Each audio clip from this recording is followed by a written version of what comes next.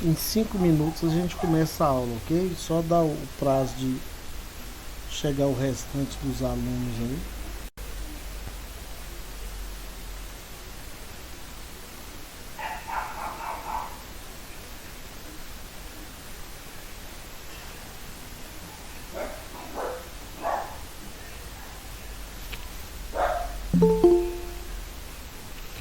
Chegou um aí, Lindenberg.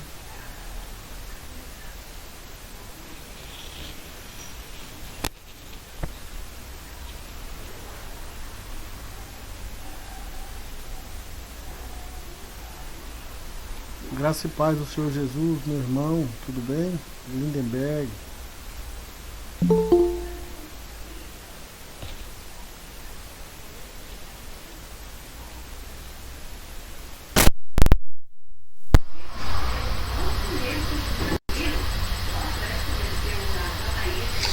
Ismael, paz do Senhor, boa noite.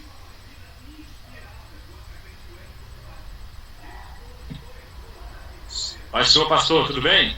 Bem, e você? Bom, graças a Deus, tudo na santa paz. Graças a Deus. Firme e forte. Aleluia. Vamos juntos.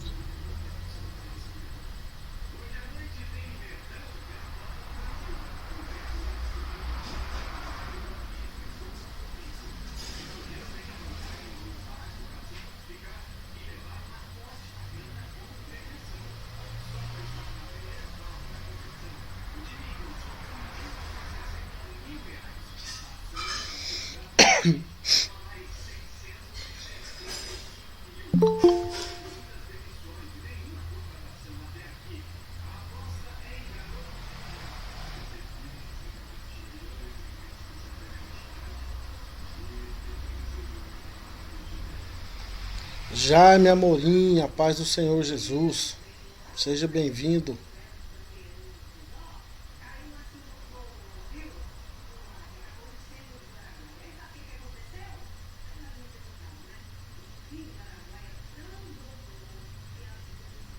Paz do Senhor. A paz. Tá funcionando o microfone aí? Tá. Ah, ok. Vou desligar.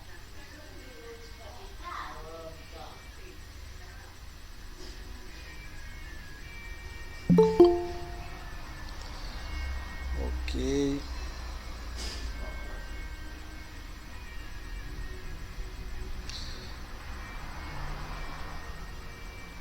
Genivaldo, seja bem-vindo, a paz do Senhor Jesus.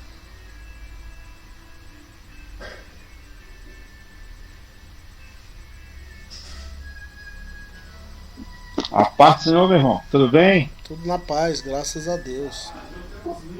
Se não fosse. O que está acontecendo muito é alguns conhecidos, né? Falecendo, doente, assim, conhecido meu, que fica assim um pouco meio. Tem muita gente que tá realmente perdendo a vida aí, muito conhecido, sabe? Então tá um clima assim muito. Não fica muito bom. Toda hora recebendo a notícia, alguém tá ruim, alguém tá morreu. Mas, graças a Deus, com Cristo barco, tudo vai bem, a gente supera, né? Infelizmente, né, Genivaldo, muita gente morrendo. Esse final de semana passado foi assustador para a igreja evangélica. Entre igrejas de Goiânia e Aparecida morreram cerca de 8 a 9 pastores. Ixi, muito forte. Essa foi ontem morreu um conhecido da gente, 22 anos, rapaz, 22 anos. A mãe está entubada, o pai entubado. e a situação não são animadoras, viu? São muito tristes a situação.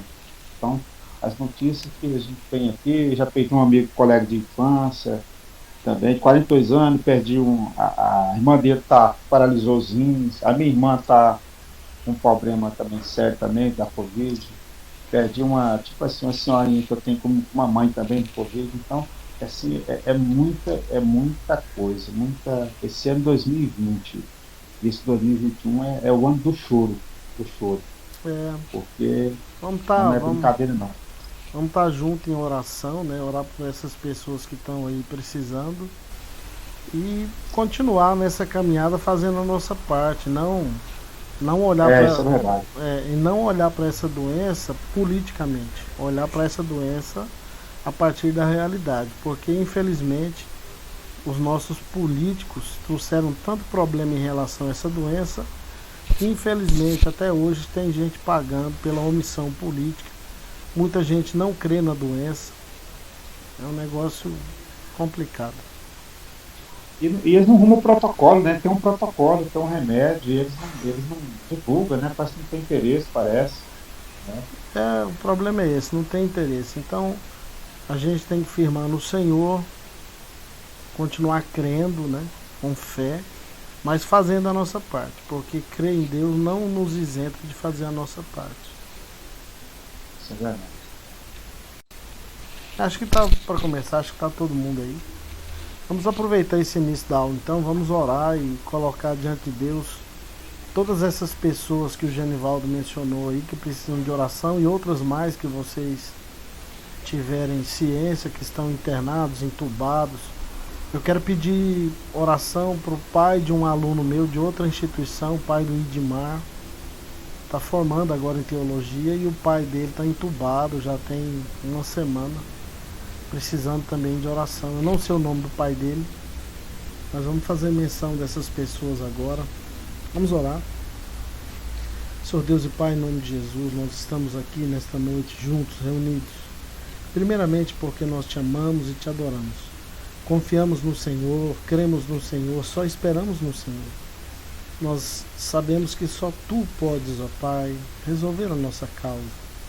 Apresentamos todos esses nomes mencionados pelo Genivaldo, ó Pai, todas as pessoas que estão nessa sala virtual, que tem alguém que conhecem, que está em situação delicada por causa da Covid, nós apresentamos diante do Senhor, o Pai do Idmar e tantos outros.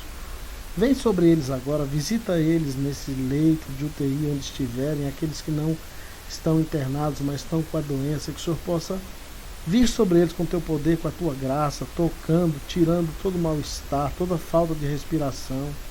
Que o Senhor possa tocar o pulmão, os pulmões dessas pessoas. Traz, ó Pai, sobre eles o bálsamo sarador do teu Santo Espírito, e que a graça do Senhor possa envolvê-los de forma tal que eles apresentem uma melhora instantânea em nome de Jesus. Nós repreendemos a ação do diabo sobre a vida de cada um deles em nome do Senhor Jesus Cristo, papai. E pedimos que o Senhor tenha misericórdia de nós e nos capacite a cada dia para que nós possamos estar mais perto de Ti e que nós também, nesta noite, possamos aprender mais do Senhor. Em nome de Jesus. Amém. Então hoje nós vamos falar sobre... Vamos continuar essa sequência histórica, né? Não sei se vai dar tempo da gente ver tudo isso aí. A interpretação bíblica desde a escola do Ocidente até o século XX, que foi o século passado. Se não der para ver tudo hoje, a gente deixa para a semana que vem o restante, porque é necessário passar por esse período histórico. Encerrando essa aula do período histórico, a gente vai começar a estudar o que foi o método histórico crítico, para a gente ter noção do que pessoas até hoje fazem com a escritura, e depois, logo em seguida, a gente vai entrar em contato com o método histórico gramatical, que é um método que nós que consideramos a Bíblia como palavra de Deus, inerrante, inefável, como palavra inerrante, infalível, aliás, autoritativa, suficiente, atual. Todos nós que consideramos a Bíblia desse jeito, nós usamos o método histórico gramatical, porque é um método que respeita a Bíblia como palavra de Deus. Então a gente vai fazer esse percurso para a gente, pela misericórdia e graça, na direção do Espírito Santo, é claro, interpretarmos corretamente a Escritura. A interpretação bíblica dos pais da igreja durante os séculos V e VI, a interpretação bíblica durante a Idade Média e a interpretação bíblica durante o período da Reforma e da pós-Reforma, é o que a gente procura estudar nessa aula. Vamos entender primeiro o que foi essa escola do Ocidente. A gente estudou na aula passada, se vocês se lembram, as duas escolas, a escola de Antioquia, que era uma cidade do Egito, e depois Alexandria, na verdade, que era no Egito, depois a escola de Antioquia. Essas são as duas primeiras escolas de interpretação, e depois surgiu no Ocidente pessoas que seguiram a linha das duas ou que misturaram as duas e continuaram na sequência interpretando a Escritura. A escola do Ocidente, então. A terceira escola do período dos pais da igreja era chamada de escola do Ocidente. Ela parecia ser mais eclética em seus métodos de interpretação, pois incluía alguns elementos da escola alegórica de Alexandria, mas também incorporava alguns princípios de Antioquia. Sua característica marcante, entretanto, era colocar em primeiro plano um elemento que até então não tinha sido uma questão importante: a autoridade da tradição na interpretação da Bíblia. Iniciou-se aí um problema, né? Porque começaram a inserir a importância da tradição na interpretação da Escritura, ou seja, para chegar num determinado ponto que quem determinava a interpretação da Escritura era a igreja. E a gente sabe que é o contrário. É a Escritura que determina como deve ser a igreja, e não a igreja que determina como deve ser interpretada a Escritura. Passa, William, por favor. Nós falamos de maneira bem sucinta de Jerônimo, né? Vamos tocar no nome dele de novo. Ele começou com a alegorização de Orígenes. Ele foi naquela linha de alegorizar a Escritura.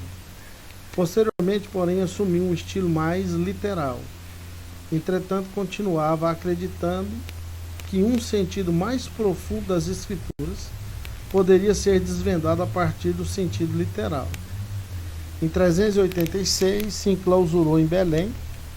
Ali escreveu vários comentários sobre a maioria dos livros da Bíblia e também traduziu a Escritura para o latim, né, que é a chamada Vulgata Latina. Eu tinha dito, de maneira bem breve para vocês, que Jerônimo, apesar de ter sido uma pessoa importante para a história da igreja, com a sua contribuição, ele trouxe também alguns problemas para a gente resolver, né? Alguns abacaxis para a gente descascar.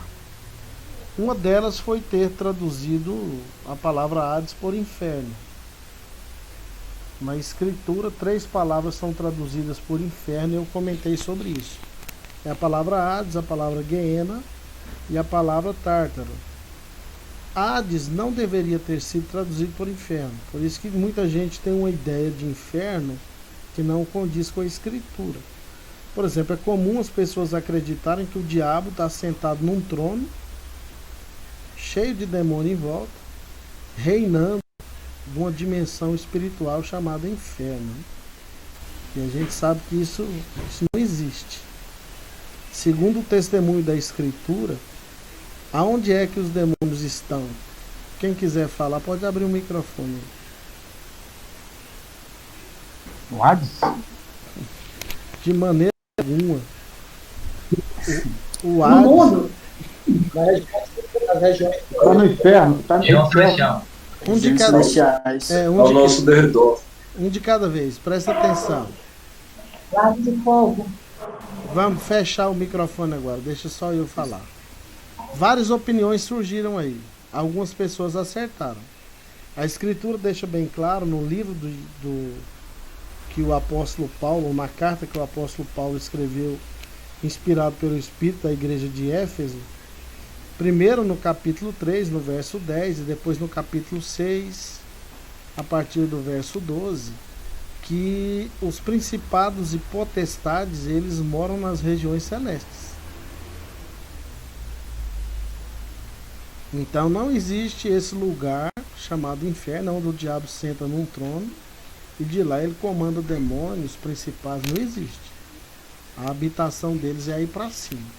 É complicado, mas é a realidade. Então essa ideia de inferno surgiu também a ideia de que o nome do diabo é Lúcifer.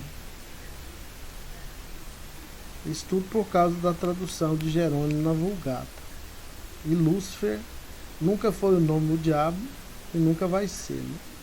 Mas isso aí incorporou na concepção, no domínio público. Então hoje em dia você fala Lúcifer, automaticamente todo mundo se reporta ao diabo, a Satanás, ao dragão. Então Jerônimo trouxe essas questões, esses abacaxis para a gente descascar, e a hermenêutica vai ajudar, vai nos dar uma faca boa para a gente descascar direitinho, né? Porque ela é mais cortante que uma faca de 2 gumes, a própria escritura. Então a hermenêutica vai nos ajudar pela escritura mesmo a resolver esses problemas. Pode passar. Professor. Fala. Professor. Pode falar. Fala um de cada vez. O Jaime primeiro, aliás. Fala, Jaime. Mas o inimigo, senhor, o diabo, vamos dizer assim, o nosso adversário. Nosso adversário, ele tem um reino. A teologia... Você entendeu? Entendi, sim. A teologia de Lutero, ele desenvolveu uma teologia chamada teologia dos 2 reinos, onde ele ensina que um reino é o reino de Deus e o outro reino é o reino que está sob o domínio do diabo. E a gente sabe que o próprio apóstolo João escreveu que o mundo jaz no maligno. Quando o diabo levou Jesus lá no alto do monte e mostrou para ele lá embaixo a glória do reino, disse que se Jesus prostrado o adorasse, ele daria aquilo tudo a ele. Se ele ofereceu é porque era dele, né? Então há sim um domínio satânico sobre o mundo. Há uma influência, sim.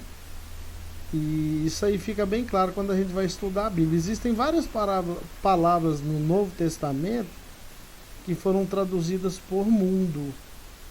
E uma delas é oikomenos, que é o lugar, o sistema que o diabo exerce autoridade sobre ele. Só lembrando, Jaime, Efésios também, no capítulo 2, a Bíblia descreve o diabo como o príncipe da potestade do ar. Ele exerce autoridade, sim, sobre outras potestades. Então ele tem um reino satânico, sim. Agora você, Eliezer.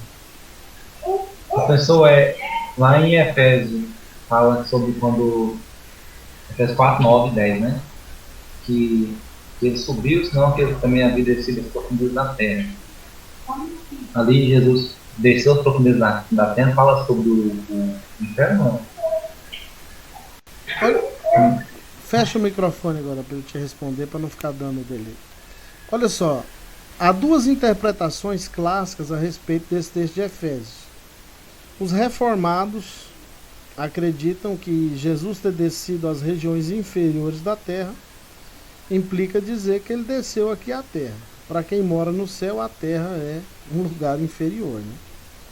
Mas existem outros que acreditam que esse texto faz menção à ida de Jesus ao lugar chamado Hades, principalmente a sua parte inferior, aonde o capítulo 3 da primeira epístola de Pedro, a partir dos versos 18, diz que ele pregou a espíritos em prisão. Então tem gente que identifica essa descida às regiões inferiores da terra como sendo essa descida ao chamado Hades. Existem as 2 interpretações.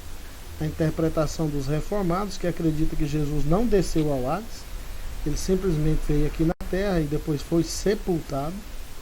E existe a outra visão, E as duas têm base bíblica, né? Depende do jeito que você olha para ela. Ok? Vamos seguir então. Mais alguma dúvida? Quer falar alguma coisa? Pode falar. Aí a gente segue. Não, eu entendi. Obrigado. Tá ok. Agostinho, bem conhecido, né? Canonizado pela Igreja Católica, chamado Santo Agostinho. Inicialmente ele era maniqueísta. O que é isso? Era um movimento que desmerecia o cristianismo, ressaltando os antropomorfismos absurdos do Antigo Testamento. E tinha muita dificuldade em entender o Antigo Testamento por causa dessa perspectiva. Depois de ouvir Ambrósio na Catedral de Milão, citando 2 Coríntios 3,6, passou a adotar o sentido alegórico como uma forma de solucionar os problemas do Antigo Testamento. Em 397, por meio da sua obra de Doutrina Cristiana, destacou que a forma de descobrir se uma passagem tem sentido alegórico é consultar a regra da fé, ou seja, o ensinamento da igreja sobre a Escritura. Então ele foi um dos que começou a usar essa régula da fé, né, regula fide, a regra da fé, em relação à autoridade da igreja sobre a Escritura. A igreja tinha uma forma de interpretar a Escritura e ele achava que isso aí era correto e positivo. Olha só a posição de Agostinho em relação a um sentido quádruplo da Escritura. Ele acreditava que ela tinha um sentido histórico, isso aí quase todo mundo concordava, né? Tinha um sentido etiológico, ou seja, uma investigação básica acerca de origens e causa. Tinha um sentido analógico e tinha um sentido alegórico. Esse era o princípio interpretativo que Agostinho usava para interpretar os textos da Escritura. Passa. Depois dele, um famoso interpretador, ou intérprete, melhor dizendo, da Escritura, né? João Cassiano. Ele ensinava que a Escritura tinha também um sentido quádruplo, mas diferente do que Agostinho propunha. Ele dizia que ele tinha um sentido histórico, um sentido alegórico, um sentido tropológico. O que é isso? Se referia a um sentido moral dentro dos textos da Escritura, e um sentido anagógico. Isso aí, ele tinha um sentido oculto, e a pessoa tinha que experimentar algo místico com o texto. Esse foi o método que acabou sendo aceito pela maioria da igreja durante toda a Idade Média, gente. É impressionante. Esse método proposto por João Cassiano, ele durou até a Reforma. E ele fez uma cantiga para afirmar esse método dele.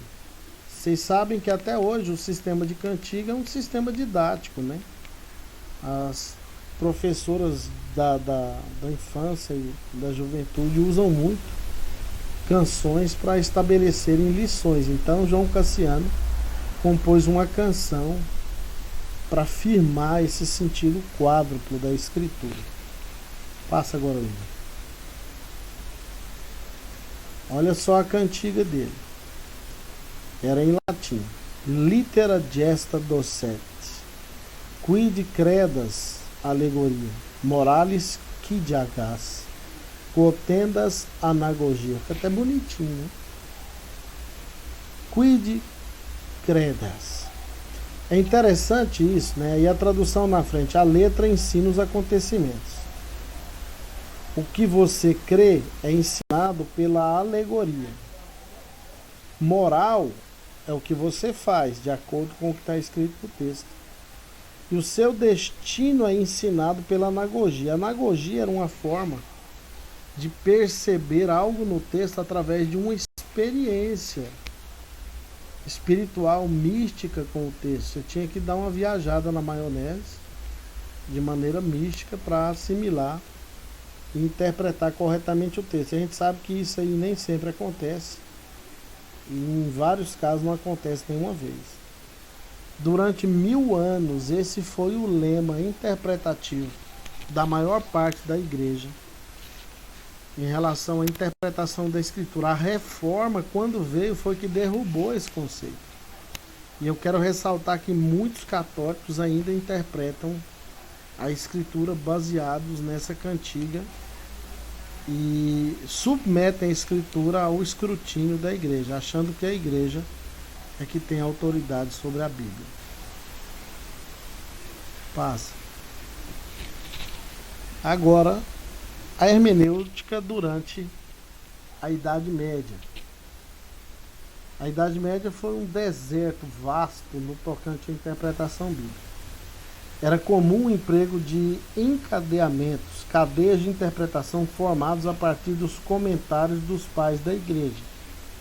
Os principais encadeamentos eram baseados nos comentários de Ambrósio, Hilário, Agostinho e Jerônimo. Então esses quatro aí, através dos comentários que eles fizeram da Escritura, forneceram material para que os outros continuassem interpretando usando essa forma chamada encadeamento para interpretar a Bíblia. Então, basicamente começou dessa forma, até chegar nesse indivíduo que é considerado pelos católicos o maior teólogo, talvez, de todos os tempos e o maior teólogo da Idade Média. Foi, de fato, uma mente brilhante, né?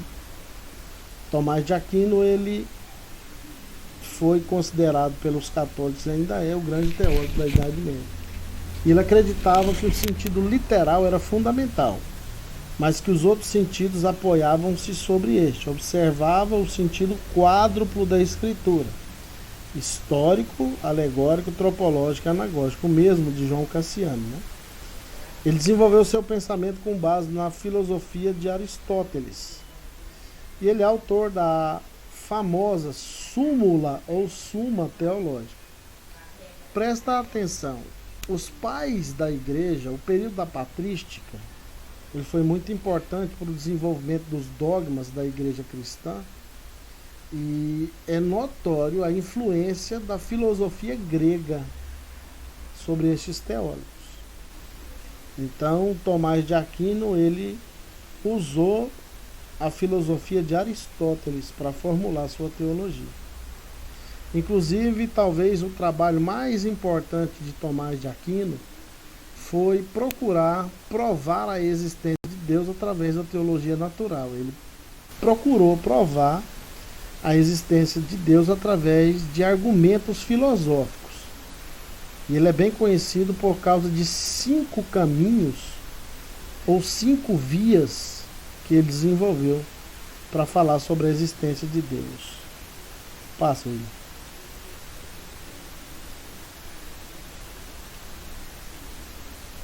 Aí é um resumo das 5 vias propostas por Tomás de Aquino. Ele dizia o seguinte, que existe um motor imóvel que move todas as coisas e que não é movido por nada. Ele é que move tudo e os outros são movidos por ele. Ele dizia que esse primeiro motor é Deus. E ele também trabalha a questão da primeira causa eficiente. É a condição da causa e efeito, né? Não há efeito sem causa. Então, tudo que foi causado é causado por essa causa eficiente. Ele trabalha a condição do ser necessário e dos contingentes, não os seres possíveis. Ele dizia que os seres dependem de um ser necessário para fundamentar suas existências, ou seja, um ser autossuficiente, incriado, é que deu origem aos outros seres. Ele trabalhava também a condição do grau de perfeição, ou graus de perfeição. Ele dizia que existem várias coisas em toda a criação e todas elas apresentam um certo grau de perfeição. E fazendo a comparação entre isso, existe só um que é verdadeiramente perfeito e que é o autor de todas as coisas. E a última via, o último caminho é o chamado governo supremo, onde estabelece uma ordem e finalidade, que há um ser inteligente que governa todas as coisas. Então, essa contribuição dele para a teologia foi muito importante. Quando vocês estiverem estudando aí, eu acho que o Cearle já estudou, né? Com exceção dele, vocês vão estudar teologia sistemática. Vocês vão ver que vários filósofos da Idade Média, que eram também teólogos, trabalharam nessa condição de argumentos filosóficos em prol da existência de Deus, e Tomás de Aquino colaborou muito com essas 5 vias. Nicolau de Lira deu preferência ao sentido literal das Escrituras. Foi um importante intérprete das Escrituras de sua época. Em seus comentários do Antigo Testamento, abriu mão da Vulgata e retornou para os textos em hebraico. Afinal, tinha total domínio sobre o hebraico. Era um judeu que havia se convertido ao cristianismo. Apesar de aceitar o sentido quádruplo das Escrituras, deu ênfase ao aspecto literal de interpretação. A coisa começou a ficar boa aí. Seus escritos influenciaram bastante Martinho Lutero. Como diz o aforismo em latim: si lyra non lirasset, Luterus non saltasset. O que significa isso? Se Lira não tocasse, Lutero não dançaria. Ou seja, se Lira não tivesse feito esse trabalho tão bem feito que ele fez, de um retorno para os textos na língua hebraica, talvez Lutero não tinha tido a concepção que teve através das leituras de Lira. John Wycliffe, pré-reformador importantíssimo, né? Extraordinário servo de Deus, contestou a posição tradicional da Igreja Católica, enfatizou a interpretação gramatical histórica das histórias. Só o pioneiro aí. Foi o primeiro indivíduo a traduzir a Bíblia para o inglês. Propôs algumas regras de interpretação bíblica. Ele dizia o seguinte: consiga um texto confiável. Ou seja, vá para uma cópia de um manuscrito que seja uma cópia confiável dos textos nas línguas originais. Entenda a lógica das Escrituras. Compare os textos da Bíblia entre si, fazer uma correlação dos textos. Mantenha uma atitude humilde de busca para que o Espírito Santo possa ensiná-lo. Ele propõe a técnica, mas propõe também a vida devocional para ser usado e iluminado pelo Espírito para interpretar. Esse foi um grande pré-reformador, importantíssimo na história da Igreja Cristã. Pode passar. Esse foi um dos que teve uma participação contundente na história e que eu particularmente admiro muito a história dele.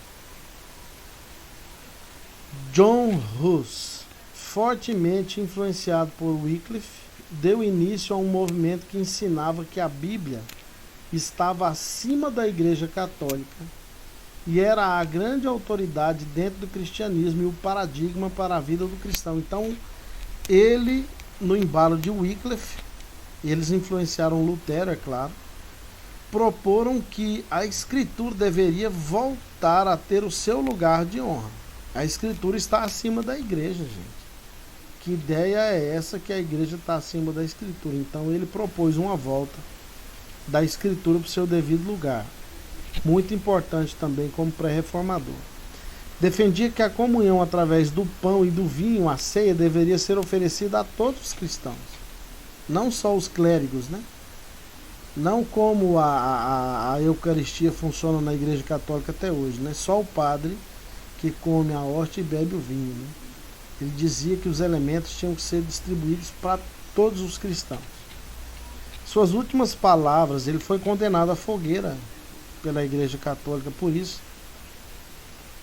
Mas as suas últimas palavras, quando estava ali para ser queimado, na verdade foi uma das grandes profecias que temos registradas na história da Igreja. O nome Hus significa ganso. Olha só o que ele falou dele mesmo. Hoje vocês assarão um ganso magro. Se referindo a ele mesmo, que John Hus é de João Ganso. Se referindo a ele mesmo. Hoje vocês assarão um ganso magro. Mas aqui em 100 anos ouvirão um cisne cantar. não serão capazes de assá-lo, e nenhuma armadilha ou rede poderá segurá-lo. Ele falou isso aí na fogueira, as últimas palavras. Literalmente, depois de 100 anos, Martinho Lutero, que é o cisne a quem ele faz menção, fixa na porta da igreja do castelo de Wittenberg as 95 teses e dá início à reforma protestante. Exatamente 100 anos depois. Então essa profecia de John Huss se cumpriu cabalmente, literalmente. A Igreja Católica tentou condenar Lutero à fogueira várias e várias vezes, não conseguiu. Então a profecia dele, que diz que eles nunca conseguiriam assar o cisne, se cumpriu na íntegra. Coisa maravilhosa. Passa.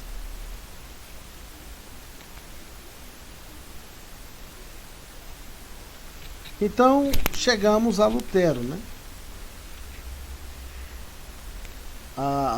Antes vamos olhar só os precursores aí da interpretação, mas a condição da reforma, principalmente a partir de Martinho Lutero e de João Calvino. As bases para a reforma foram preparadas e ainda por mais 2 homens do período da Renascença, que se deu no início do século XVI, Johannes Heuschling e Desidério Erasmo. Presta atenção nesse nome, Erasmo, foi muito importante. Heuschling é conhecido como pai do estudo hebraico na Igreja Cristã. Publicou uma gramática e um léxico do hebraico, além de uma interpretação gramatical dos salmos de penitência, que são esses aí: o Salmo 6, o 31, o 37, o 50, o 101, o 129 e o 142. Erasmo, que viveu entre os anos de 1467 a 1536. Ele preparou a primeira edição crítica do Novo Testamento grego em 1516.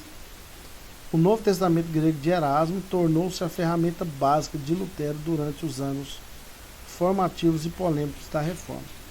Então, os textos que Erasmo organizou serviram para Lutero traduzir a Bíblia das línguas dos originais, não dos textos originais, mas das cópias das línguas originais para o alemão, e até hoje o texto de Erasmo é usado para traduções da Escritura. O texto que vocês usam, revista e corrigida, revista e atualizada, por exemplo, Almeida Fiel, todos esses textos são com base no texto que Erasmo organizou.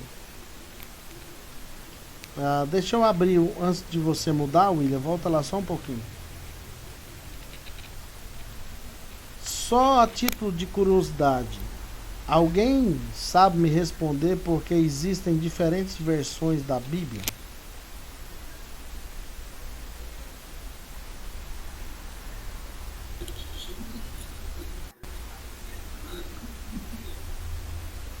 Boa pergunta. Por conta de diferentes tradutores, professor? Fala de novo, Wilson. Por conta de diferentes tradutores? Não, tempo? Não necessariamente tradutores, mas por textos. Acompanhar a evolução da língua? Não, por causa de textos críticos que foram organizados. Deixa eu fazer uma breve explicação para vocês sobre isso. Existem 2 textos críticos que foram organizados historicamente e que se tornaram base para a maioria das traduções, principalmente do Novo Testamento. Um dos textos é esse texto aí que o Erasmo organizou. Esse texto é conhecido em latim como texto Receptus. Receptus significa recebido. Ele foi recebido pela cristandade da sua época, e o texto que ele organizou, o próprio Lutero já usou para traduzir a Bíblia para o alemão, e vários outros usaram. Calvino usou esse texto, vários usaram esse texto, e esse texto se tornou a base das traduções das Bíblias para vários idiomas. Então, por exemplo, nós temos a Bíblia Almeida Revista e Corrigida, Almeida Revista Atualizada, Almeida Fiel, que é que usa a Sociedade Trinitariana. Todos esses aí, e a Bíblia também King James, que tem hoje em português, né? Todos essas traduções foram baseadas nesse texto de Erasmo. Então, uma peculiaridade da tradução Almeida Revista e Atualizada, a ARA. Você vai encontrar na ARA textos entre parênteses, ou entre colchetes ou chaves. Aí você vai e escuta pessoas que não sabem verdadeiramente por quê, dando explicações. E eu vou explicar agora por que textos aí aparecem entre chaves, colchetes ou parênteses. Mas antes eu preciso falar do outro texto crítico, da outra organização crítica, que é usada com base na produção da organização técnica de textos, que foi um trabalho de dois teólogos, um chamado Westcott e o outro chamado Hort. Esses dois organizaram um texto que foi conhecido em latim como texto críticos. Esse texto crítico se tornou outro texto base para traduções para as línguas do mundo todo. Quem é que usa o texto críticos? A NVI, a Nova Versão Internacional. Então, o que acontece? O texto crítico, ele tem algumas diferenças do texto Receptus de Erasmo. Então, as Bíblias hoje são traduzidas o Novo Testamento com base nesses dois textos. A versão que Erasmo fez tem mais versículos do que a versão que Westcott e Hort fizeram.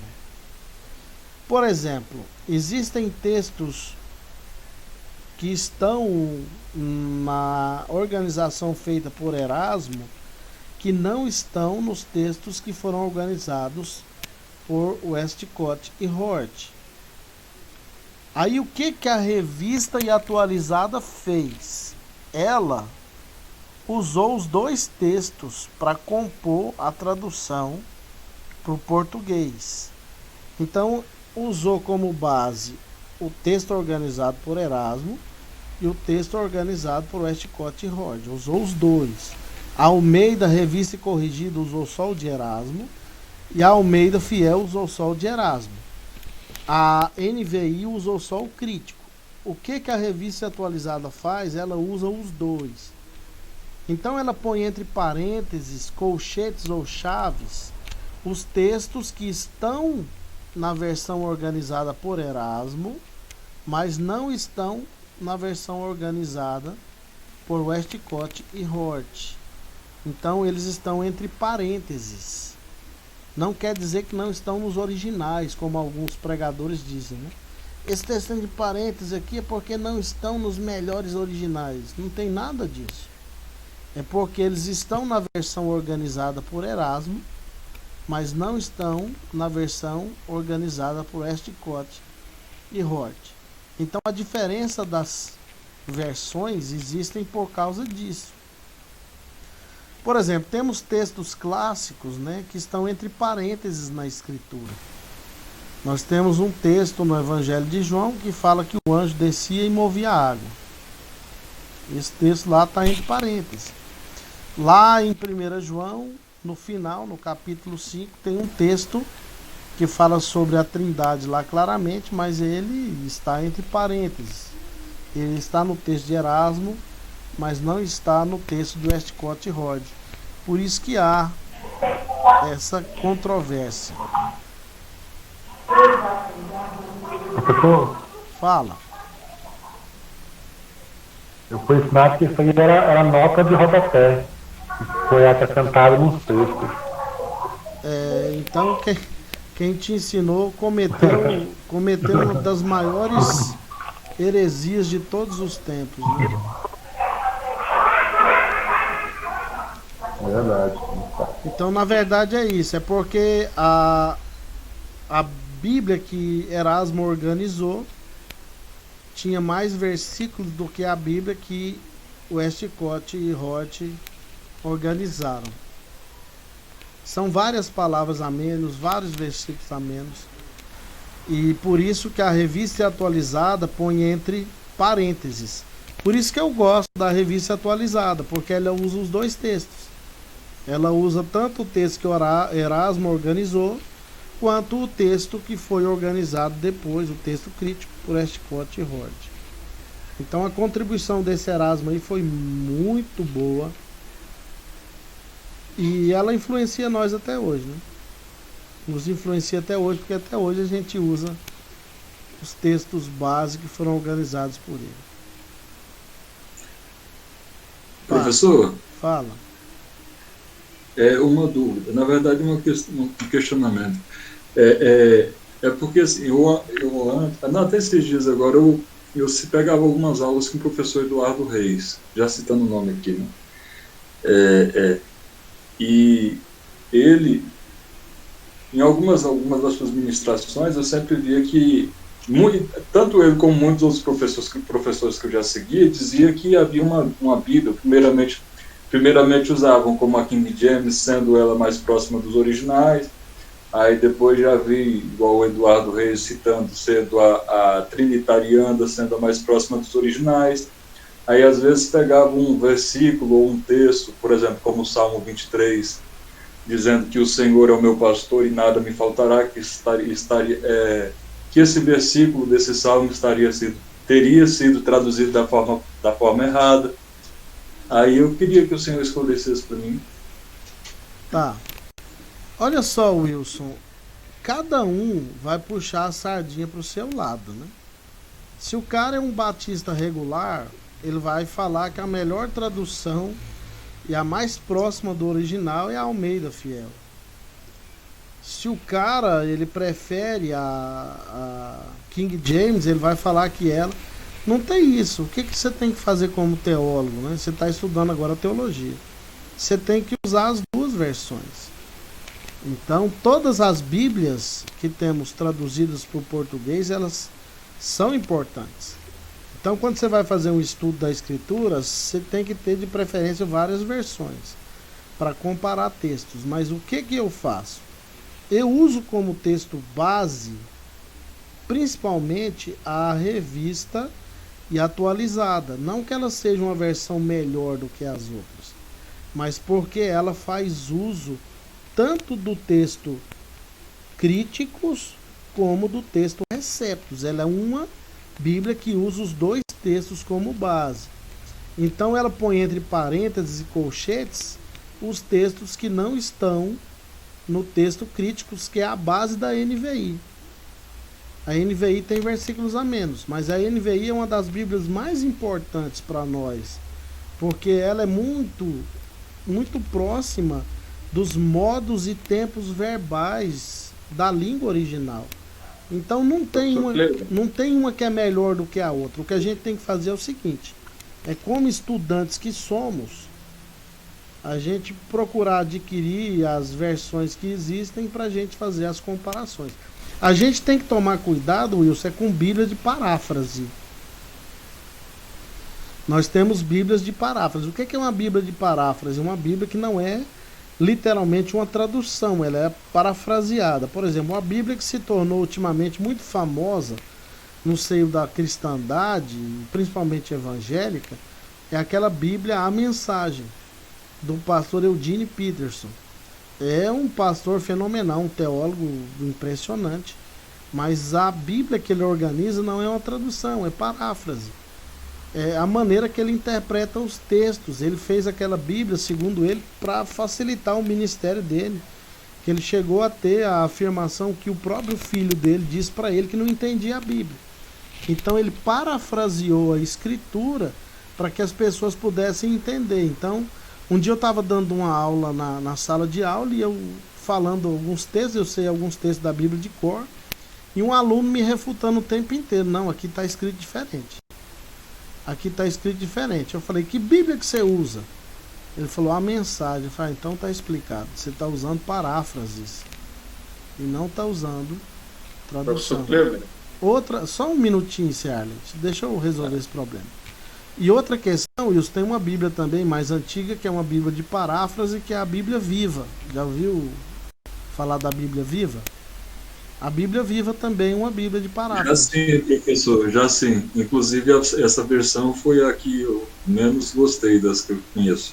Então, é a Bíblia, uma Bíblia também de paráfrases. A Bíblia de paráfrase, ela pode em alguns lugares te ajudar ou em outros te afastar mais da interpretação do texto, né? Então é isso aí. Não tem uma versão melhor, Wilson.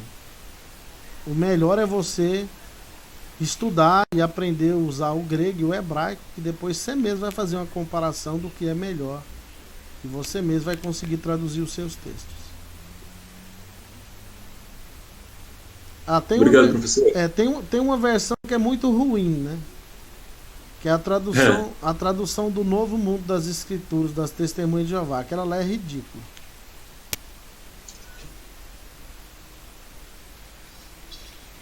Fala, Ciarlen. Mas até a NVI, pode falar. A NVI, ela dá a impressão, eu não sei se eu estou enganado, se é 1 João, 1 Pedro, que tem onde ele fala lá filhinhos e tal, e dá uma impressão que cortou uma parte dos versículos.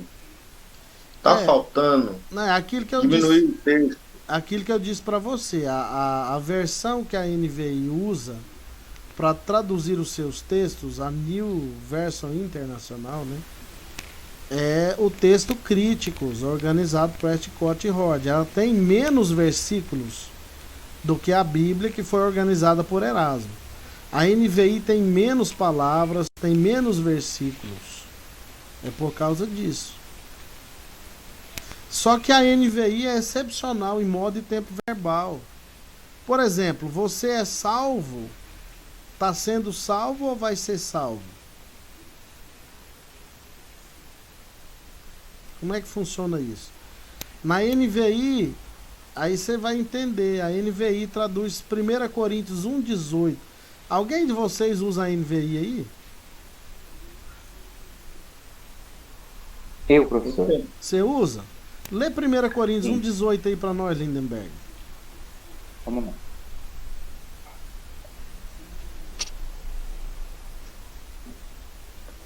Fantástico.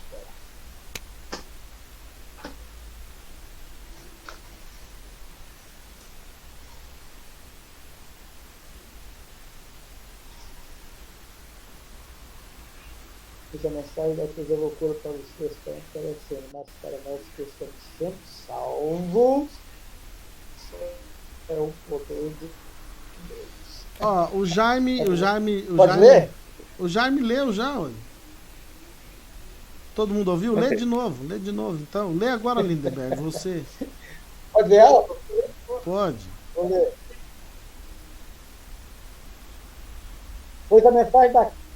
Pois a mensagem da cruz é loucura para os que estão perecendo, mas para nós que estamos sendo salvos é o poder de Deus, pois está escrito: destruirei a sabedoria dos sábios e rejeitarei a inteligência. Minha bateria estava acabando, ainda bem que deu tempo de ligar. Então, olha só, a palavra da cruz é loucura para os que estão. A palavra é loucura. Os que estão perecendo, mas para nós que estamos sendo. Para nós que estamos sendo.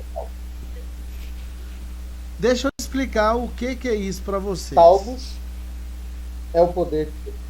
Vou explicar isso aí para vocês. O Ciarlen já estudou o grego. Vou desligar meu. Opa.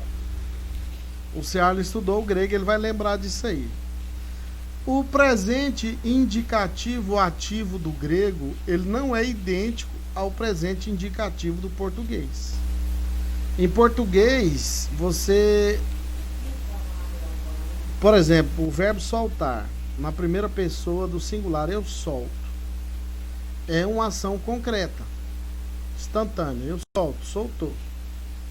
Mas no grego a ideia é quase que um gerúndio. Eu estou soltando, né? Parece que é essa ideia, não é algo assim, eu solto, mas é eu estou soltando. Então o que a NVI faz? Ela traduz os tempos e modos e a voz do verbo na íntegra. Por isso que a leitura do Jaime foi essa aí, ó. A palavra da cruz é loucura para os que estão se perdendo, mas para nós que estamos sendo salvos é o poder de Deus. Então é interessante isso. Por isso que eu digo, não tem uma versão melhor do que a outra. Isso é balela. É porque cada um puxa a sardinha pro seu lado. O melhor é você ter versões que traduziram o texto com base na organização de Erasmo e com base na organização de Westcott e Hort. Então eu recomendo você tenha no mínimo uma revista corrigida, uma revista atualizada e uma NVI, no mínimo. E também uma na linguagem de hoje. Você tem que ter essas versões. Aí o resto é opcional. Agora essas aí são necessárias. Revista corrigida, revista atualizada, NVI e linguagem de hoje. As outras são opcionais. Vamos lá em Lutero. A hermenêutica de Lutero.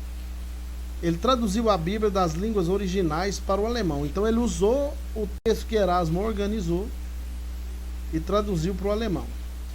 Enfatizava o sentido literal como sendo o único válido para a exegese. Muito bom isso aí. Difamava o sentido alegórico das escrituras. Ele dizia o seguinte: as alegorias são especulações vazias. A alegoria é como uma bela meretriz que se mostra sedutora para os homens desocupados. O Espírito Santo é o escritor mais simples nos céus e na terra, portanto suas palavras não podem ter mais do que um sentido simples, a qual chamamos de sentido literal ou sentido das escrituras. Lutero se posicionou de maneira severa contra as alegorias. Frisava que o texto bíblico interpreta a si mesmo, e até hoje isso é regra para nós. A Bíblia interpreta a própria Bíblia. João Calvino veio, né, no embalo de Lutero. E é um dos maiores intérpretes da Bíblia. Rejeitava as alegorias também, assim como Lutero afirmava que o texto bíblico interpreta a si mesmo. Comentou quase a Bíblia inteira. Ele morreu escrevendo um comentário de Ezequiel do Antigo Testamento. Ressaltava a natureza cristológica dos textos bíblicos. Usava um método gramático histórico, o mesmo que a gente usa ainda. Exaltava a exegese e rejeitou a exegese. Na primeira aula a gente falou sobre a diferença dos dois. Exegese é você entender a intenção autoral e a exegese é você dar a sua opinião sobre o texto. Então a exegese a gente tem que rejeitar, né? Tem que pegar a exegese. Afirmou que introduzir vários significados nas escrituras é ceder a Satanás. Então ele foi além de Lutero. Ele falou: quem alegoriza a Bíblia está dando espaço para o diabo.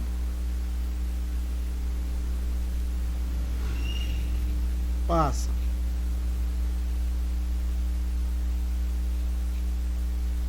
Então a interpretação depois desses aí. Eu preciso destacar que a reforma protestante ela foi muito importante para um retorno à escritura sagrada. Os 5 pontos da reforma protestante são essenciais até hoje para a nossa vida de maneira saudável dentro da igreja, observando os princípios estabelecidos na reforma. São 5 pontos ou 5 solas, né, da reforma que foram escritos em latim e que tem de fato uma importância extrema para a saúde da igreja.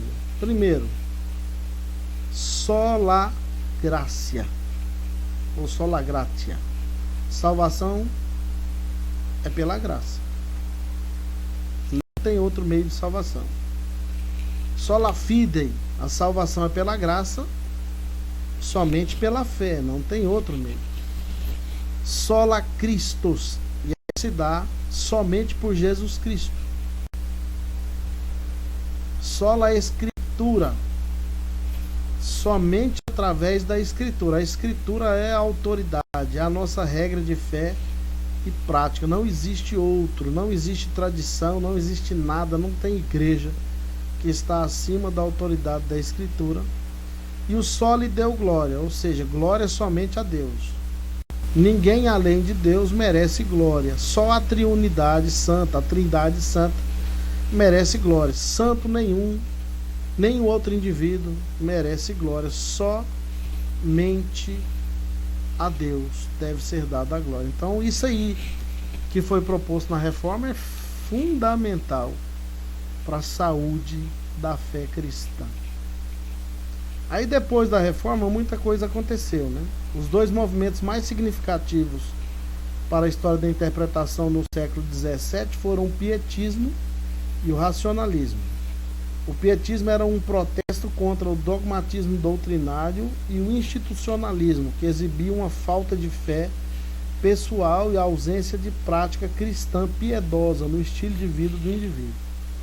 O pietismo foi um movimento muito importante de volta à piedade, de santidade, de vida devocional, né? Uma coisa impressionante. O racionalismo sustentava que o intelecto humano sabe discernir o que é verdadeiro e o que é falso. Portanto, a Bíblia está certa se corresponde à razão humana e o que não corresponde pode ser ignorado ou rejeitado. Já é um problema, né? Essa visão racionalista da Escritura aí já é um problema e que existe até hoje. Passa. Então a primeira figura que tem que ser considerada é John Albert Bengel. Ele foi um pietista famoso que é conhecido como o pai da crítica moderna. Foi o primeiro a identificar famílias ou grupos de manuscritos com base em características comuns. Ele fez uma organização dos manuscritos dos textos nas línguas originais. Em 1734 publicou uma edição crítica do Novo Testamento grego, juntamente com um comentário crítico. Em 1742 escreveu um comentário sobre o Novo Testamento que tratava de versículo por versículo, intitulado Gnome Novo Testamento.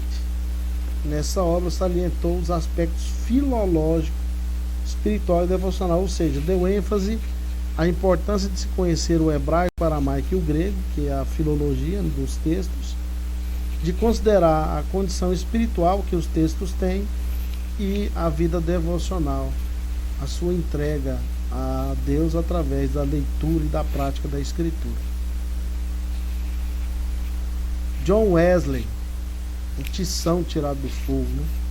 Fortemente influenciado pelo pietismo, Wesley salientava que o significado da Bíblia é claro e que seu intuito é conduzir o leitor a Cristo. Suas pregações promoveram grandes avivamentos espirituais. Wesley promovia e incentivava as pessoas a estudarem a Bíblia em grupos e também individualmente. Deu ênfase à importância da Escritura. Passa.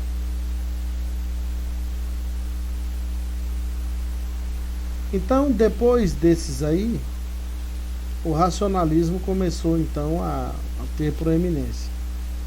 Os primórdios do racionalismo filosófico estão em René Descartes, Thomas Hobbes, Baruch Spinoza e John Locke. Entretanto, o racionalismo teológico estava diretamente ligado a três fontes principais: Christian von Wolff, Hermann Samuel Reimarus e Gotthold Ephraim Lessing. Aí, separadamente, a obra de cada um. Wolff procurou juntar a revelação bíblica à revelação natural. Gente, só um minuto, por favor. Só um minuto.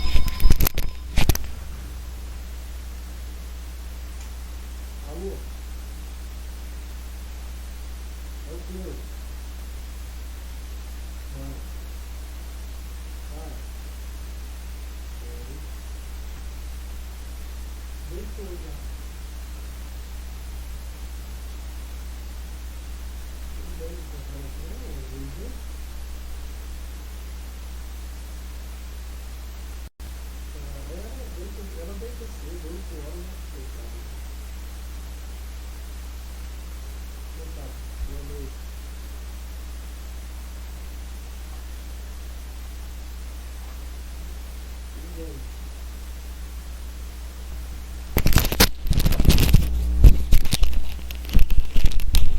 Gente, perdão na minha ausência, eu fui atender um telefone fixo ali. Que esse negócio de Covid, a gente fica na expectativa o tempo inteiro, né? Então Wolff procurou juntar a revelação bíblica à revelação natural. Reimarus fez da revelação natural a origem do cristianismo e Lessing ele contribuiu para essas questões, argumentando que as incertas verdades da história jamais poderiam ser uma prova para as verdades necessárias da razão. Então, o racionalismo teológico começou e a raiz dele está aí. Passa.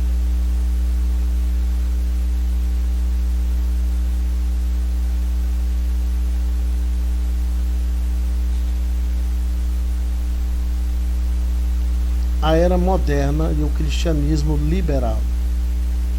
Wolff, Reimarus e Lessing contribuíram com o surgimento do chamado cristianismo liberal. 3 elementos do século XIX podem ser examinados: o subjetivismo, a crítica histórica e os trabalhos exegéticos. No movimento que ficou conhecido como subjetivismo, 2 nomes se destacam: Friedrich Schleiermacher e Soren Kierkegaard. Vocês vão estudar muito sobre esses dois ainda, vão ouvir falar muito sobre eles. O subjetivismo é a ideia de que o conhecimento é fruto da experiência individual ou de que o bem supremo decorre de uma experiência ou sentimento subjetivo. Passa.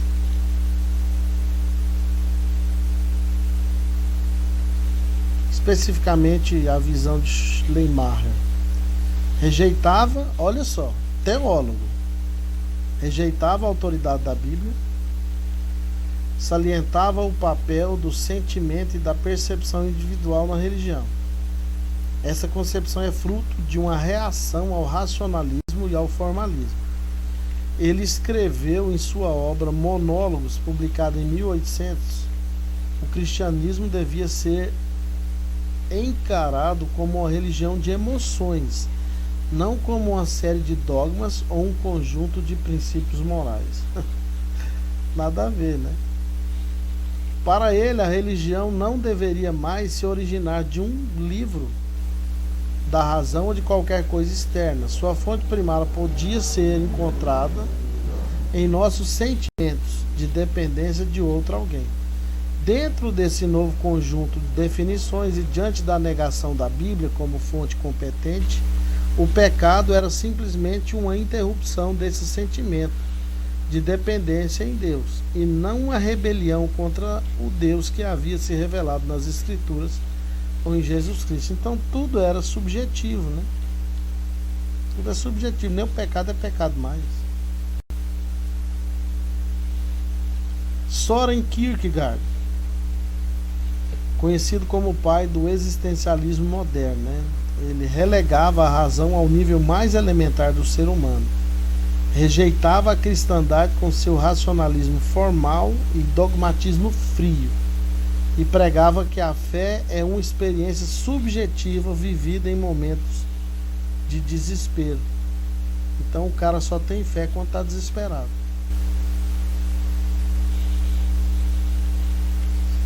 Albrecht Ritschl, outro conhecido teólogo desse período, né? Professor? Oi.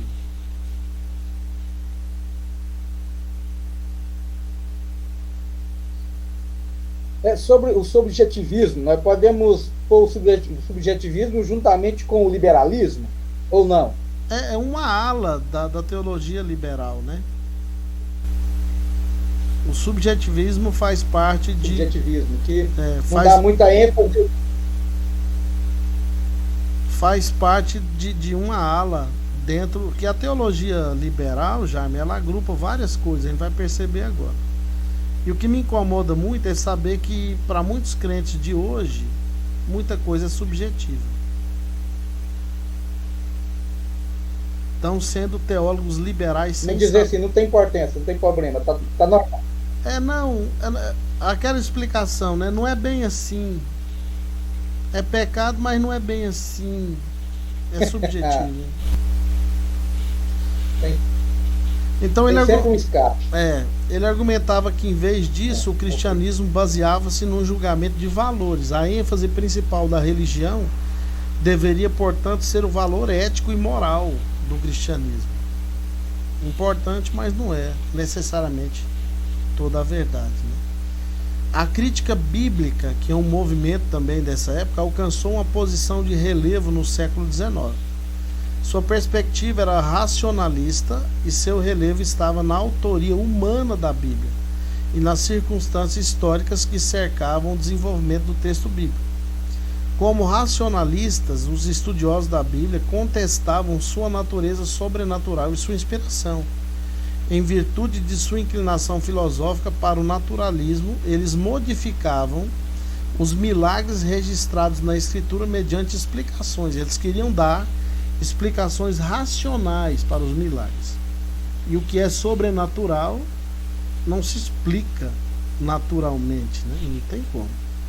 Em contrapartida, durante o século XIX, muitos eruditos conservadores escreveram grandes comentários exegéticos sobre a Bíblia. Teólogos como Reichenberg, Karl Kehl, Franz Delitzsch, Meyer, Lang, Henry Alford, Charles Walcott.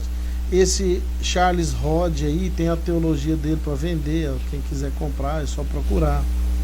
John Albert Brodmus, Theodor Zahn, Alexander Alberts, vários aí continuaram na linha conservadora e acreditando que a Bíblia é de fato a palavra de Deus.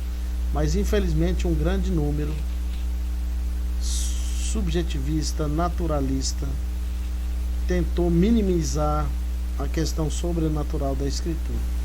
E no século passado, a interpretação bíblica também ela foi marcada por características liberais, né? O século XX abriga muitas correntes de interpretação bíblica.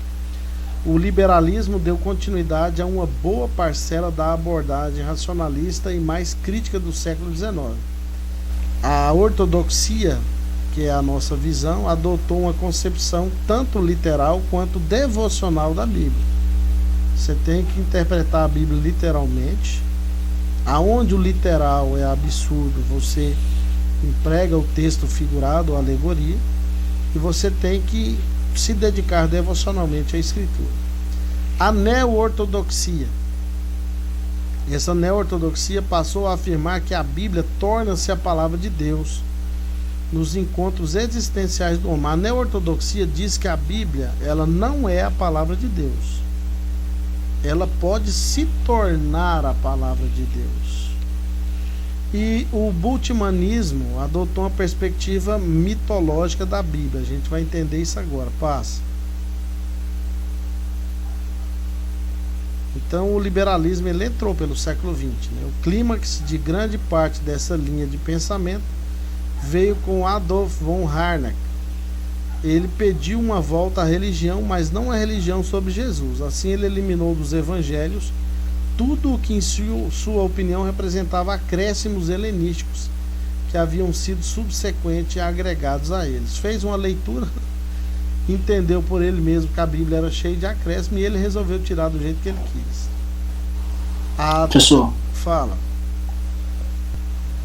Só voltando um pouco na questão da ortodoxia, é porque às vezes quando a gente ouve alguns teólogos e pastores falar, eles falam muito sobre a questão do povo judeu, aí pauta muito isso, a questão de ser ortodoxo, e aí até alguns dizem ultra-ortodoxo.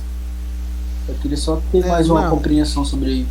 Tá ok. Essa condição do judeu ortodoxo e do judeu ultra-ortodoxo não tem nada a ver com a nossa concepção de ortodoxia. Muito menos a igreja, que é conhecida como igreja ortodoxa, que é uma ala da igreja católica que não é romana, né? A ortodoxia, William, na nossa concepção, nós protestantes, é a junção de duas palavras, ortos, doxos. Orto é reto, doxa é glória, ou seja, glória correta ou interpretação correta, verdade. É o texto sendo aplicado de maneira correta. Então, o que é a ortodoxia cristã? É a ala da igreja que preza pela interpretação certa da Bíblia, que não admitiu o liberalismo teológico, o racionalismo e todas essas outras vertentes. É a linha que considera a Bíblia como palavra de Deus, inerrante, infalível, autoritativa, suficiente e plena. Ou seja, são todos os cristãos que consideram a Bíblia como verdadeiramente a palavra de Deus. Aí temos os reformados, nós temos os pentecostais, e assim vai. Tem algum microfone? Ah, é o seu, né, William? Tá ligado. Isso. No caso, então, o que seria essa ortodoxia judaica? É uma linha de judeus que fazem da Torá e de todos os textos, a Mishnah deles, a concepção da verdade. Os ultra-ortodoxos são uma linha extrema desse segmento. Então, basicamente, a palavra ortodoxia, William, se emprega em todas as religiões. Entendi. Há hoje uma discussão, foi até bom você tocar nisso, é uma discussão interessante, que a gente não deve se preocupar apenas com a ortodoxia. Nós temos que nos preocupar com a ortodoxia, temos que nos preocupar com a ortopraxia e temos que nos preocupar com a ortopatia. O que é isso? Ortodoxia é a doutrina correta. Ortopraxia, a prática correta dessa doutrina, e a ortopatia, o sentimento correto em relação à prática e observação da doutrina. Então, hoje, teologicamente, se fala muito nessas três concepções: ortodoxia, ortopraxia e ortopatia. Num artigo que eu escrevi, que eu postei no grupo aí, eu comento um pouco sobre essa condição da ortodoxia e da ortopraxia. Depois, se tiver tempo. Então, olha só, o Harnack, ele trouxe essa ideia, né? E até a metade do século XX, as energias dos estudiosos foram dedicadas a questões racionalistas, históricas e críticas sobre a Bíblia. Por isso que nasceu, antes disso aí, né, o método chamado histórico crítico, que é um método de crítica da Escritura. E esse método fez surgir várias fontes de estudo da Escritura, que a gente vai estar tratando disso aí especificamente quando a gente for falar do método histórico crítico de interpretação. Mas o liberalismo teológico não ficou apenas nesses movimentos, ele chegou até o século XXI. E eu quero dizer para vocês que, infelizmente, muita gente hoje no Brasil, não estou falando lá de fora não, é teólogo liberal ou é adepto do liberalismo teológico. Passa, William. A neo-ortodoxia, né? Um dos grandes teólogos do século XX, talvez o maior de todos eles, Karl Barth. Ele condenou vigorosamente o liberalismo morto em sua obra chamada Comentário sobre Romanos, de 1919. Discordava dos liberais, que consideravam a Bíblia um documento meramente humano. Ao contrário, nela, para ele, a Bíblia não era meramente humana, mas nela Deus fala por meio de contatos entre o divino e o humano. Nesses encontros há revelação e a Bíblia transforma-se na palavra de Deus. Olha só, deixa eu explicar o que o Karl Barth, e não só ele, outros aí como Hegel, Niebuhr, Emil Brunner acreditavam. Que para a Bíblia se tornar a palavra de Deus, você tinha que ter uma experiência existencial com o texto. Seria aquele insight, você está lendo um texto, já leu várias vezes, nunca deu nada, e você está lendo um texto e dá aquela...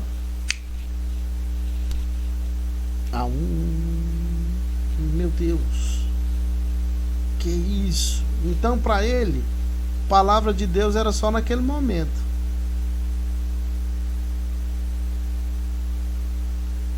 Fora disso, não. Então, para ele, a Bíblia poderia se tornar a palavra de Deus. Passa.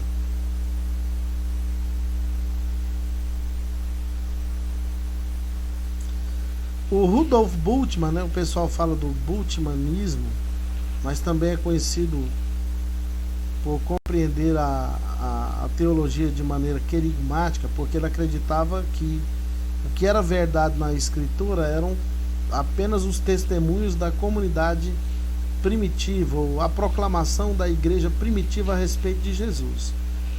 E foi talvez um dos maiores teólogos especialistas em Novo Testamento do século XX, mas extremamente interessante a teologia dele, mas não está de acordo com a nossa percepção da ortodoxia. Presta atenção o que o Bultmann fazia. Influenciado pelo existencialismo de Martin Heidegger, Bultmann adotava uma perspectiva existencialista da Bíblia. Isso significa que a preocupação é alcançar o âmago da experiência religiosa das Escrituras.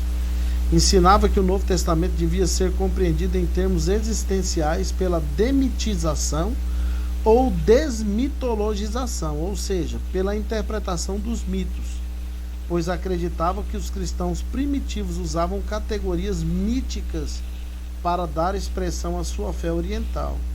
Afirmava que os milagres relatados nos evangelhos eram mitos que precisavam ser reinterpretados. Para Bultmann, milagre não é milagre. É um mito, é uma história que a igreja primitiva inventou para dar ênfase à pessoa de Jesus. Ele dizia, se você perguntasse para ele que ele acreditava na ressurreição, ele dizia que sim. Mas se você falava assim, mas na ressurreição dos mortos mesmo, aí ele ia dizer que não. Que para ele a ressurreição era simplesmente o testemunho da igreja primitiva para deixar na perspectiva dos seguidores de Cristo que ele era um mito vivo, né? Então ele não acreditava literalmente nos milagres. Então ele é conhecido por essa característica de desmitologizar. A ideia dele era interpretar o mito para chegar ao âmago da questão. Ele não acreditava no milagre propriamente dito, mas que tinha algo lá que foi registrado a respeito do milagre que era verdade. Por exemplo, a interpretação de milagre dele é interessante. A pesca é maravilhosa, né? Jesus disse: Pedro, lança a rede à direita do barco. Ó, mestre, pesquei a noite inteira e nada apanhei, mas sob a tua palavra lançarei as minhas redes.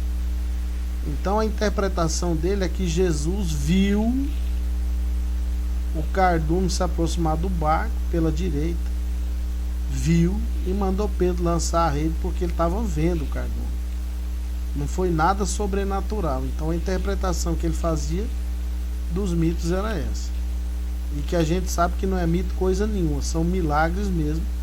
E o Evangelho de João deixa isso bem claro. O final do Evangelho de João diz que Jesus registrou aqueles milagres para que todos acreditassem que ele era o Cristo. Então os milagres que nós temos escritos na Bíblia foram selecionados para que acreditássemos que ele era o Cristo. Então são milagres mesmo.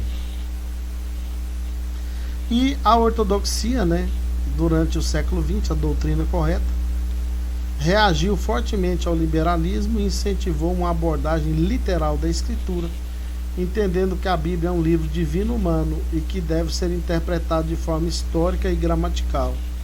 Todavia, isso deve ser feito na dependência total do Santo Espírito de Deus, que é o verdadeiro autor das Escrituras. Então é isso mesmo. Historicamente, a gente percebe que muitas pessoas trataram da questão da interpretação bíblica. Muitos optaram por alegorizar a Escritura. Muitos optaram por um método quádruplo de interpretação. Muitos optaram por interpretar a Bíblia a partir do texto literalmente. Isso de maneira devocional na dependência do Espírito Santo. Eu acredito que essa é a linha que nós devemos seguir.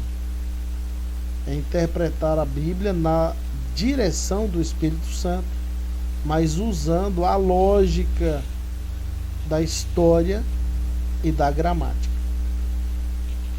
A gente precisa respeitar a gramática na hora de interpretar a Escritura.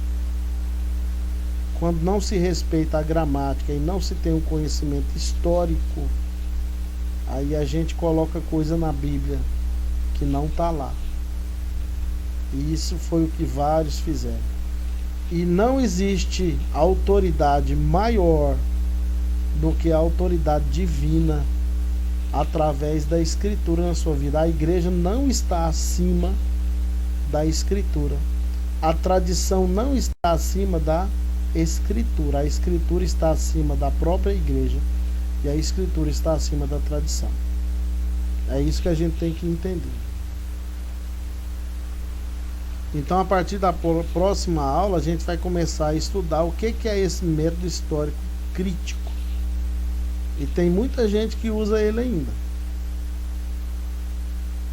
Mas quem geralmente usa o método histórico crítico não acredita que a Bíblia é literalmente a palavra de Deus. Para quem usa o método histórico crítico, sempre tem alguma coisa na Bíblia que não é verdadeiramente o que ela é. Ou que ela é insuficiente, ou que ela é desatualizada, e aí vai. Agora, aqueles que consideram a Bíblia verdadeiramente como palavra de Deus optam pelo método histórico gramatical. Alguém conhece vários crentes, professor, eu conheço vários crentes que não acreditam mais em milagre, não. Tem? Então, colega, eu tenho muito, eu tenho uns colegas da igreja presbiteriana, os caras são letrados, são mestres, os caras não acreditam em milagre, não, eu fico assim sem entender. Eles estudam para não acreditar na palavra de Deus. Ele fala que foi antigamente, hoje não acontece milagre.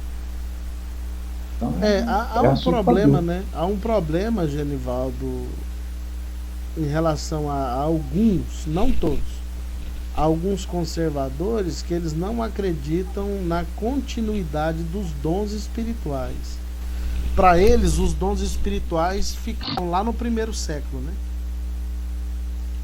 Mas aí como que eu vou explicar essa profecia de John Hus antes de pegar fogo lá, 100 anos antes da reforma? 100 anos antes da reforma, cara, vocês estão me matando, estão queimando um ganso magrinho. Daqui 100 anos vai se levantar um cisne, vocês não vão conseguir assar ele. O trem se cumpriu literalmente. Como que se explica um negócio desse que está registrado na história, fora da escritura, Genivaldo? Os dons estão aí, meus queridos. Só não vê o poder de Deus quem não crê nele, quem não quer. Isso é verdade. Por exemplo, ó, tem um teólogo. Professor, uma pergunta. Só um minutinho já. Tem um teólogo que é reformado, calvinista, chamado Wayne Grudem. Vocês já ouviram falar no Wayne Grudem? Não. O Wayne Grudem não é pentecostal, ele é reformado, mas ele acredita que os dons existem ainda. Então, quando a gente fala disso aí na teologia, a gente chama de continuidade dos dons ou cessacionismo, ou os dons cessaram. Então, dentro da igreja conservadora vai ter essas duas linhas. Uma vai afirmar que os dons cessaram e algumas outras pessoas, outra parte da igreja vai afirmar que os dons continuam. E entre nós pentecostais não tem esse problema, né? Que a gente acredita sim nos dons espirituais. Sim, isso é verdade. Fala, Jaime.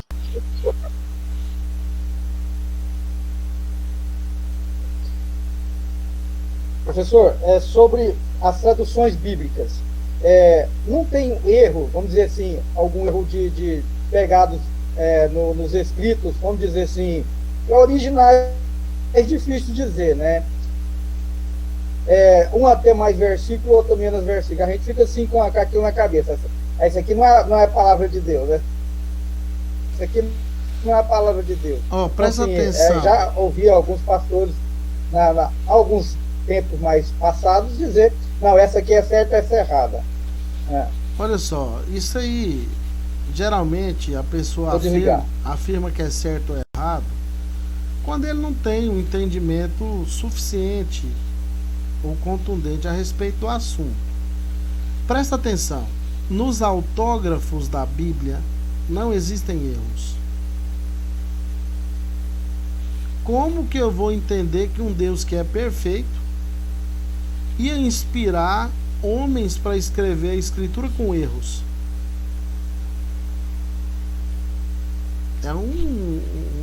É antítese, né? Isso aí não tem jeito. Então, nos autógrafos da escritura não existem erros. Agora, em cópias, a gente vai encontrar erros. Porque o ser humano pôs a mão. Porque os textos que nós temos hoje, Jaime, são cópias de cópias. Nós não temos mais nenhum original. Temos só cópias. E temos as cópias mais antigas e as mais recentes. O que acontece? O trabalho hoje, chamado de crítica textual, é um trabalho muito bem feito. É onde todos os manuscritos são comparados para ver aonde há uma variância ou uma variante entre os textos. Então, por exemplo, quando eu digo que no texto Críticos tem menos versículos, é porque quem organizou os textos, que foram dois teólogos, Westcott e Hort, eles fizeram a organização, segundo eles, com base nos textos mais antigos. E Erasmo fez a organização do texto dele, por mais que tenha feito primeiro, usou manuscritos mais velhos, modernos na verdade, mais modernos, que não eram tão antigos quanto os outros. Por isso que há essa divergência teológica. Mas os textos que nós temos hoje em mãos são confiáveis, muito confiáveis. Quando você for estudando teologia e for aprofundando nesse sentido, você vai ficar mais convicto cada vez disso. Então não é assustador tratar desses assuntos, não é necessário. A gente não pode ser enganado. Você tem que trabalhar com essa perspectiva de que existem diferenças entre textos, mas que na variante dos textos a diferença é tão pequena, mesmo nas cópias, que a gente percebe que há uma administração divina sobre os textos mesmo. Um dos fatos mais interessantes sobre isso, Jaime, foi a descoberta dos manuscritos do Mar Morto, as cavernas de Qumran, onde encontraram um exemplar do livro de Isaías. E aí os críticos caíram de pau. Falaram, agora sim, agora a gente vai ver que a Bíblia é cheia de erro. Pegaram o manuscrito de Isaías, dataram ele, chegaram aos experimentos científicos que ele era o manuscrito mais antigo do Antigo Testamento que tinham acesso. E na tradução, a expectativa dos críticos era de que eles iam descobrir na tradução uma diferença, ou erros, distinções. E quando traduziram o livro de Isaías, era igualzinho ao outro que tinham. Só fez confirmar que a Bíblia é a verdade. E outro achado arqueológico interessantíssimo é uma pedra que tinha a inscrição Casa de Davi. Tinha um chefe de um sítio arqueológico lá em Jerusalém que não acreditava que Davi era de fato um personagem real, acreditavam que era um mito inventado pelos judeus. E ele então presidia a escola minimalista de arqueologia, e no sítio que ele presidia foi encontrada essa pedra, e na pedra estava escrito, depois que conseguiram traduzir, Casa de Davi. Resultado, ele teve que abrir mão do ceticismo dele e passou a acreditar até em Deus. Ele era ateu, passou a acreditar até em Deus depois dessa descoberta arqueológica. Então, a Bíblia é impressionante. Como que em mais de 5.000 cópias só do Novo Testamento, e em todas as outras versões e variações, milhares e milhares de textos, a discrepância é mínima. É por causa da superintendência do Espírito Santo sobre a Escritura Sagrada. A Bíblia é a palavra de Deus. Eu vivo por ela, morro por ela, e quero que ela me conduza em Cristo até o fim. Só uma pergunta, professor, aqui. Amém. Essa Bíblia Thompson, ela fala que ela é contemporânea, revisada. É a mesma atualizada, não, né? Não, é boa demais. A versão contemporânea também é muito boa. Agora você tá com a Bíblia aí de estudo, talvez uma das melhores Bíblias de estudo de todos os tempos. Quase todas as outras Bíblias de estudo pegam base e referência na Bíblia Thompson.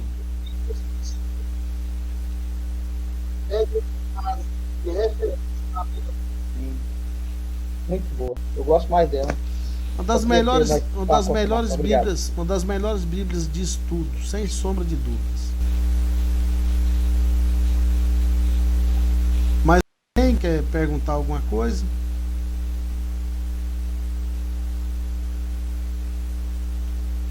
Tá todo mundo tranquilo? Eu só quero depois que o senhor orienta nós aí, umas Bíblias de estudo, mais na frente. Umas Bíblias de estudo. Não, é agora, eu já vou falar, é agora. Você compra mais pra frente, mas já vou falar agora. Ó, então fala. Tem muita gente que não gosta da versão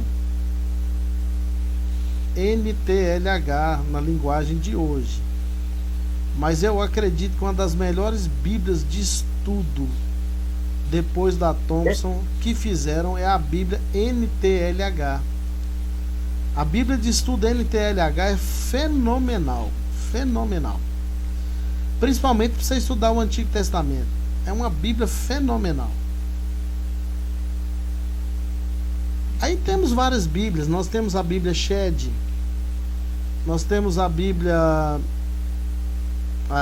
anotada expandida. Temos a Bíblia arqueológica, né, que é na versão NVI. Temos várias Bíblias boas de estudo aí, gente. Muita Bíblia boa.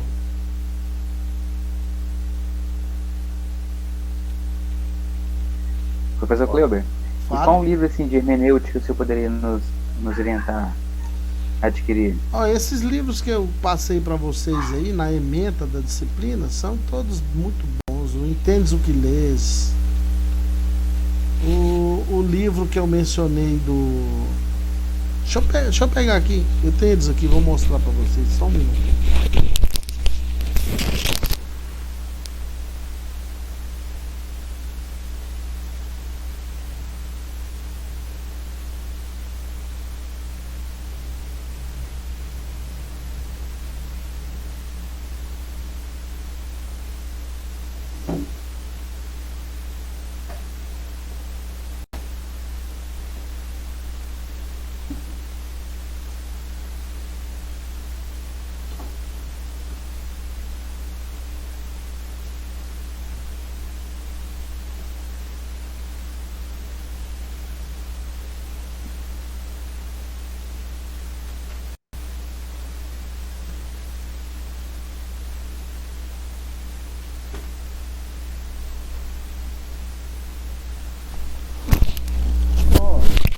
Que aí vai aparecer ao contrário a capa, né?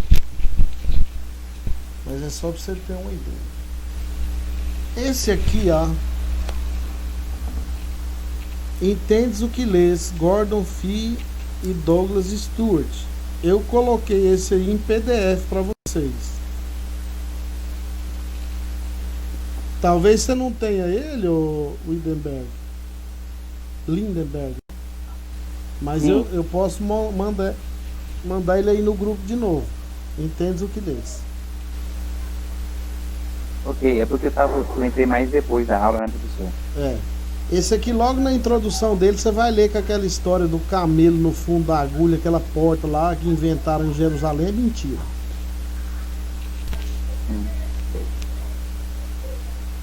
Tem esse aqui, ó. Ele não está na bibliografia aí, mas é muito bom esse livro, a Interpretação Bíblica, Roy Bezuki.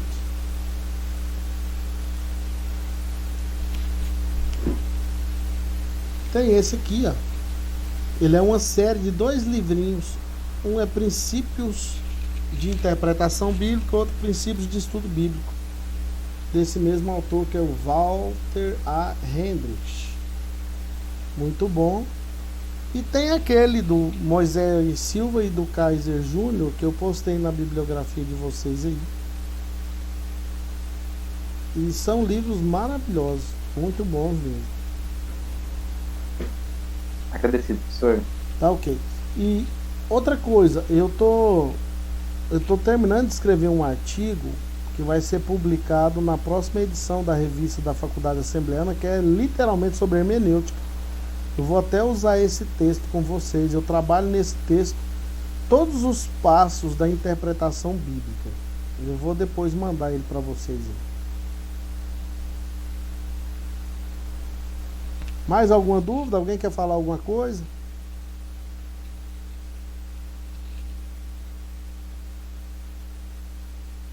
Tá todo mundo em paz, todo mundo em Cristo, todo mundo buscando a Deus. Amanhã, se vocês tiverem tempo, eu vou estar na Rádio Paz FM de novo, a partir do meio-dia, dando continuidade ao assunto da semana passada sobre o lugar dos mortos, sobre a ressurreição dos mortos, o porvir, se o morto depois que morre pode orar pelos santos, alguma coisa desse sentido.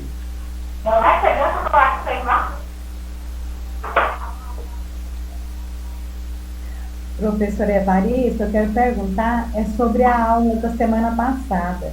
O senhor ainda não colocou ela lá no portal do aluno ainda não, né? Não, a da semana passada eu vou colocar ela essa semana. Eu coloquei a aula anterior lá. Vocês viram lá na plataforma? Já lá tem... só tem 2 aulas, né? Tem uma aula lá. Só tem 2. E agora o que vai acontecer? A aula da semana passada eu ponho ela lá essa semana para você rever, e essa aula que a gente teve hoje eu ponho na semana que vem, e assim vai sendo até a gente chegar no final. Tereza, provavelmente eu vou colocar essa aula lá amanhã, porque a gente baixa essa aula, põe ela lá no YouTube, do YouTube a gente volta ela para a plataforma para ela ficar mais leve, senão não roda. Então eu vou ter tempo de fazer isso só amanhã. Então a aula da semana passada que vocês tiveram quinta-feira passada, ela vai estar sendo colocada provavelmente amanhã ou sábado na plataforma. Quem quiser rever, é só entrar lá. No mais, conto com a oração de vocês e oro também por vocês, e que Deus nos mantenha de pé e que nós possamos ir vencendo a cada dia, e que Deus nos livre dessa Covid em nome de Jesus. Amém. Amém. Amém. Amém. Amém. Amém. Amém. Então, Amém.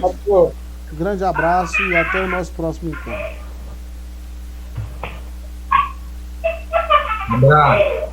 Deus abençoe a todos. Obrigada, professor. Paz do Senhor. Paz.